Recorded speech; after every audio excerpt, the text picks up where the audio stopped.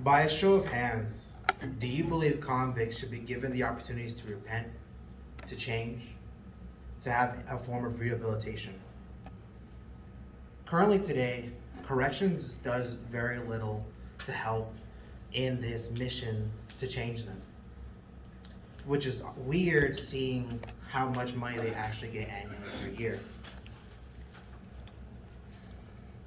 Oftentimes, despite the budget, despite what happens within the prison walls, what they offer, they go in there acting the same way they went in there for, not changing any behavior whatsoever, coming out maybe even worse in some cases, just to get sent back in.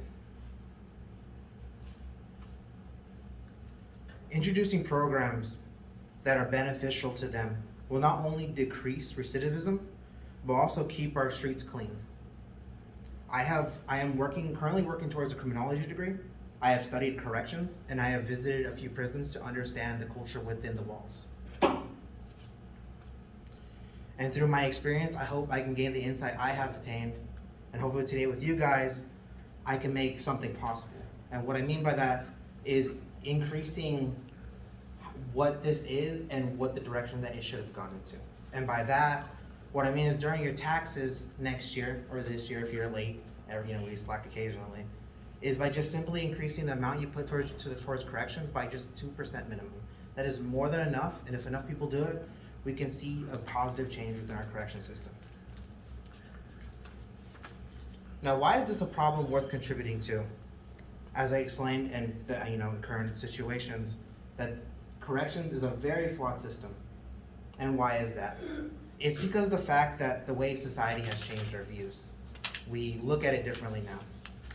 We view it differently, and the way we act towards it. Beforehand, it was seen as a way of rehabilitating and trying to correct the wrong. Now it's turning into just simply locking people away.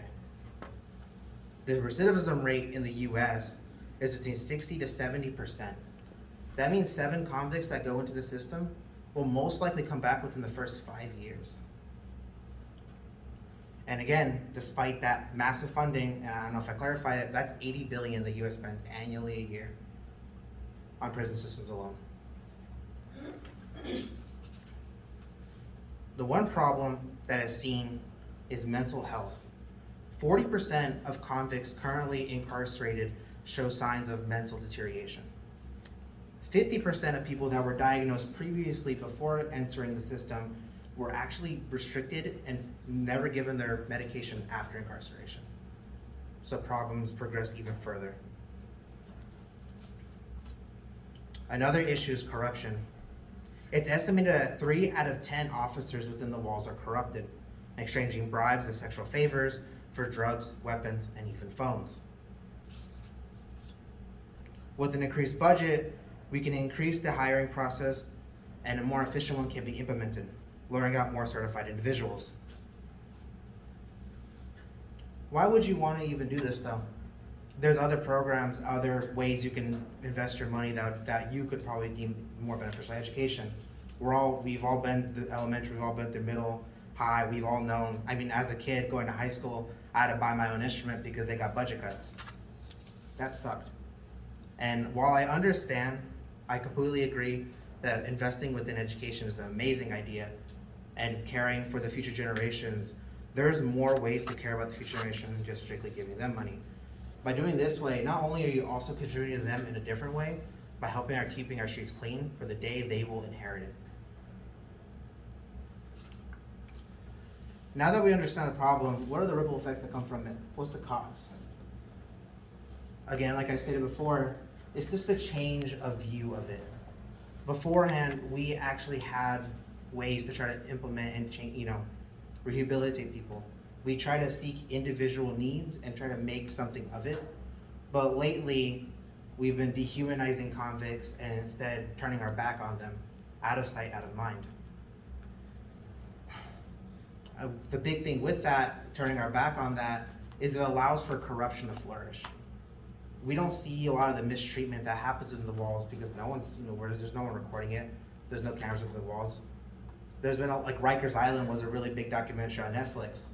Talks about a kid who stole a backpack, supposedly, and was sent to Rikers Island and had one of the worst experiences of his life. and he didn't leave till 22. And by then, he was already way too far gone.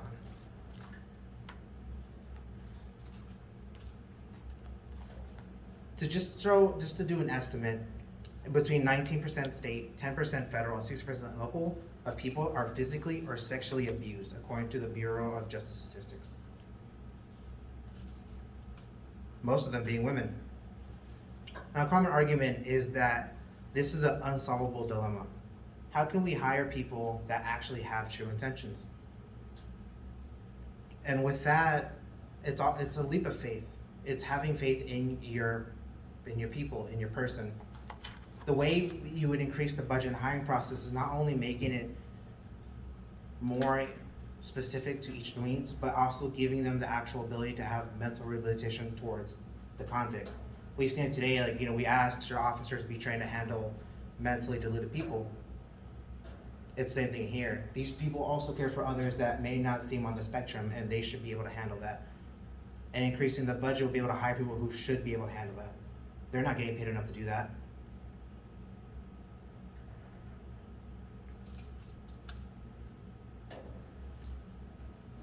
What is the ripple effect that this has caused?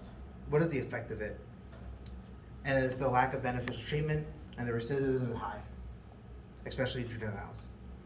8 out of 10 juveniles and 7 out of 10 convicts will return after 4 years of release. And because of this, not only are crimes within prisons are extremely common, and they're both committed by prisoners and officers alike, but the fact is that with the increased budget, it'll help negotiate that with beneficial programs that will allow convicts to use their time in more beneficial ways than just committing further crimes inside walls. And then most think, who cares? Many dehumanize and believe the worst deserve the worst. However, as a society, we should do our part and do what is fair versus what we personally think is fair. Understanding the process, we come to a solution. The most direct way to benefit the program is by increasing the budget. And this will not only go to education, which has by far been the best implement they've done, but also make sure the fact that there's other stuff they can do.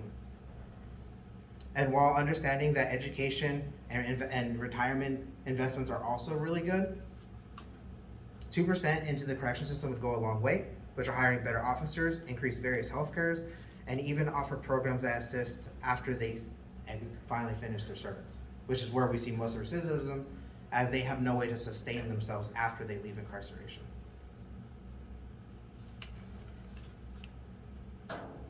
Those who participate in correctional educations have a 43% chance of not returning, which saves $4 to $5 on the cost of incarceration. That's every single person that goes in.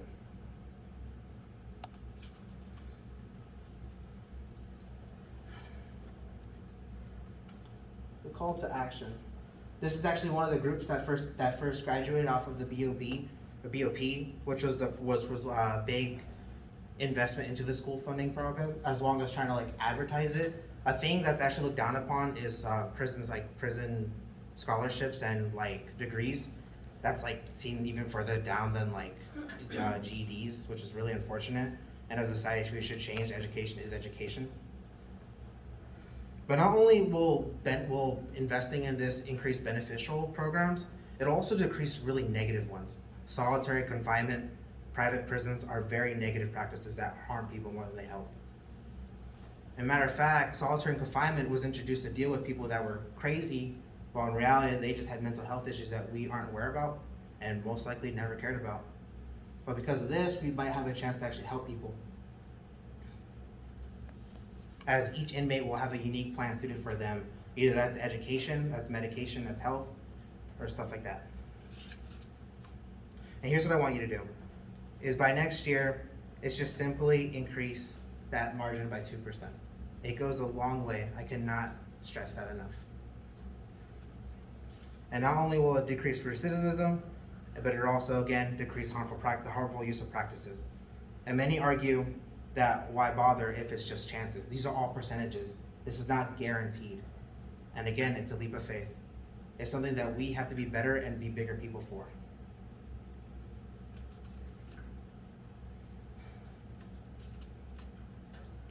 And not only that, it'll make prisons safer. And again, it'll occupy convicts to have to use their time more beneficially than just committing further crime within walls. And with this, it can also introduce social workers, psychologists, and treatment specialists. Understanding the process, least recap, which overall, the whole process of this is to decrease recidivism, increase health, and all that is changed by just the 2% contribution. And if so, I don't need a yes or no right now, but please raise your hand if I at least garner your attention to the facts and you may consider it next time you do your thing.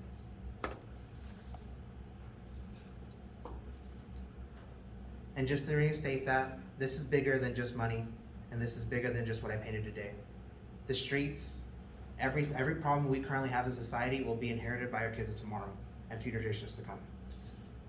Thank you guys for listening. I hope you guys have a good day.